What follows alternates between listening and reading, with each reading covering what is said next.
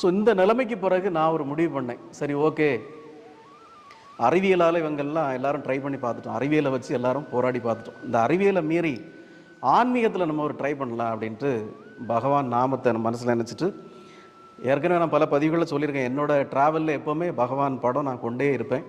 நான் எந்த ரூமில் ஸ்டே பண்ணாலும் அங்கே பகவான் படத்தை வச்சு ஒரு விளக்கு, ஒரு பூவெல்லாம் வச்சுருப்பேன். பகவானுக்கு நான் காணிமடம் மந்திராலயத்தில் வந்து பாத பூஜை பண்ண விபூதி எப்போவுமே என்கிட்ட இருக்கும்.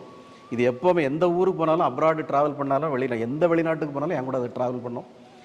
ஸோ அந்த லாஸ்ட் மினிட்ல நான் வந்து ராத்திரி ஒரு 12 மணி 1 மணிக்கு இனி வேறு வழியே இல்லை அப்படிங்கிறதுனால பகவானுடைய பாத பூஜை பண்ண அந்த விபூதி எடுத்து அவர் கொண்டு போய் நெத்தியில் விபூதியை பூசி ஒரு கொஞ்ச நேரம் அவருக்கு ஒரு பிரார்த்தனை பண்ணேன். ப்ரேயர் பண்ணிட்டு வந்து உட்கார்ந்தேன்.